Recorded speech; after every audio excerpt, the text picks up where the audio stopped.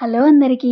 This is Tirumala జర్నీలో part 2. Journey అయితే చర్లపల్లి నుంచి స్టార్ట్ అయింది. Charlapalli to Tirupati Kanyakumari special express కి అయితే చేసుకున్నాం. ఈవినింగ్ 6:30కి అయితే ట్రైన్ అయితే స్టార్ట్ అవుతుంది ఇక్కడ నుంచి. పార్ట్ 1లో అయితే చెప్పాను కదా, స్లీపర్ క్లాసే బుక్ చేసుకున్నాం కానీ ఏసీ కన్వర్ట్ అయినాయని.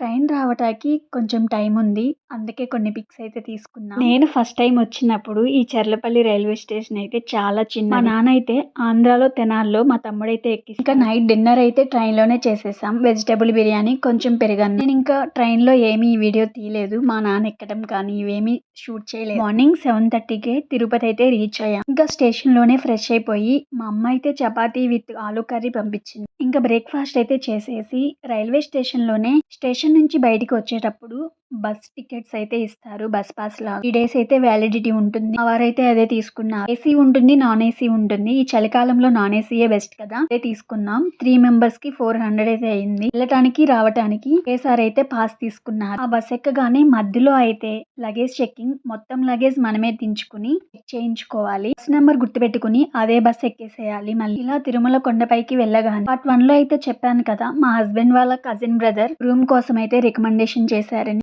అతని ఫోన్ నెంబర్ అయితే ఇచ్చారు. వాళ్ళైతే మాకు లొకేషన్ పెట్టారు, ఎంబీసీకి వెళ్ళమని. అక్కడికైతే వెళ్ళిపోయాం. తిరుమల పైన ఫ్రీ బస్సులు ఉంటే అవి అయితే యూజ్ చేసుకోండి. ఈ కార్లు ఇవన్నీ ఎక్కువ కాస్ట్ తీసుకుంటారు. 3 members కి 1 kilometer ఎంత మనీ తీసుకున్నారో.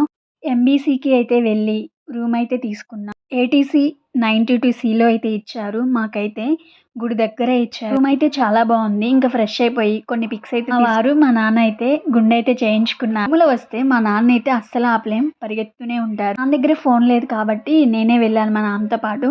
మా వారికి మా నాన్నకి వేరే హాల్స్ అయితే ఇచ్చాను. నాన్నకి గుండె చేయటం అయితే వీడియో తీసాను.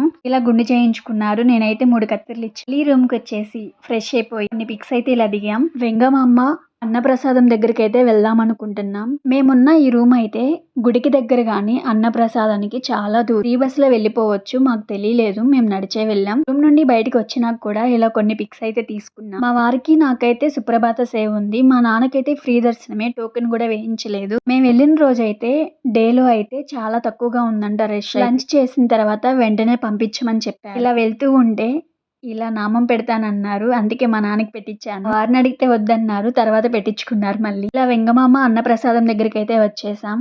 ఈ మ్యాప్ ఉంటది కదా, చాలా ఫేమస్. ఇక్కడ ఒక ఫోటో తీసుకున్నాం. మేము వెళ్ళిన రోజు అయితే అన్నప్రసాదంలో వడ వేశారు, పచ్చడి, గుమ్మడికాయ కర్రీ, పొంగల్ అయితే కొంచెం పెట్టారు. వైట్ రైస్, సాంబార్, రసం, మజ్జిగతో అయితే కంప్లీట్ చేసేసాం. లంచ్ అయితే కంప్లీట్ అయిపోగానే మేమున్న రూమ్ దగ్గరే ఫ్రీ దర్శనం ఎంట్రీ. ఇంకా మా నాన్న అయితే క్యూ లైన్ లోకి పంపించేసాం. 3 కల్లా 9 or 10 hours పట్టింది దర్శనం అవటానికి.